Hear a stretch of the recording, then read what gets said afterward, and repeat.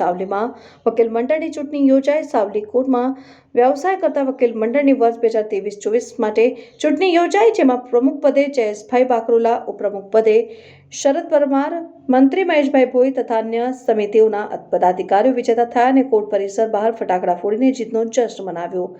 સાવલીના Halol road ઉપર સ્થિત કોર્ટમાં વ્યવસાય કરતા વકીલ મંડળની ચૂંટણી માટે ઉમેદવારોમાં ઘણા દિવસથી જોરશોરથી ચૂંટણી માહોલ જામ્યો હતો ને કાલે રસ્સાકસી ભરી ચૂંટણી અધિકારી મહેશભાઈ આહુજાની અધ્યક્ષતામાં મતદાન અને મતગણતરી યોજાઈ, જેમાં પ્રમુખ પદે વકીલ જયેશભાઈ બાકરોલા, ઉપપ્રમુખ પદે શરદ પરમાર, મંત્રી પદે મહેશભાઈ ભોઈ અને વિશાલ બ્રહ્મભટ્ટ વિજેતા જાહેર કરાયા, જ્યારે અન્ય સમિતિનો પણ અન્ય ફિરોજભાઈ પઠાણ સહિત 9 વકીલો વિજેતા જાહેર થતા જશ્નનો માહોલ જામ્યો અને કોર્ટ સંકુલ બહાર ફટાકડા ફોડાયા હતા અને ચૂંટણી અધિકારી કો member bar council of Gujarat વકીલ સનતભાઈ પરમાર સહિતમાંથી વકીલોએ વકીલ એકતા જિંદાબાદના સૂત્રોચ્ચાર સાથે વિજેતાઓને ફુલહાર પહેરાવીને અભિનંદન પાઠવ્યા હતા।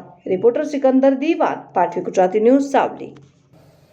આજરોજ સાવલી વકીલ મંડળની વર્ષ 2023-24 માટેની ચૂંટણીનું આયોજન થયેલ, જેમાં કુલ 94 મતદારોએ મતદાન કરેલ।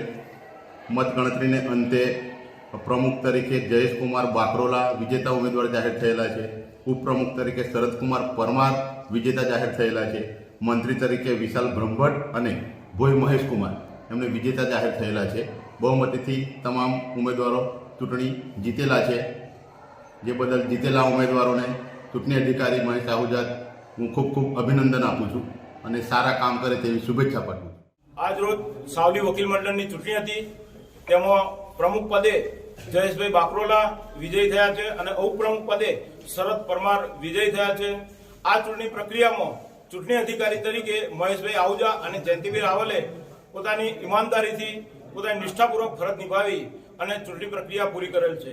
આજરોજ આ ચૂંટણીની અંદર જયેશભાઈ બાકરોલાને પ્રમુખ તરીકે અને શરદ પરમારને ઉપપ્રમુખ તરીકે વિજય થવા બદલ ખૂબ ખૂબ અભિનંદન પાઠવીએ છીએ અને સાવલી બાર એસોસિએશનના તમામ વકીલોનો હું coop member Sanat Parmar bar council of ગુજરાતના કોપ મેમ્બર તરીકે તેમનો ખૂબ ખૂબ આભાર માનું છું।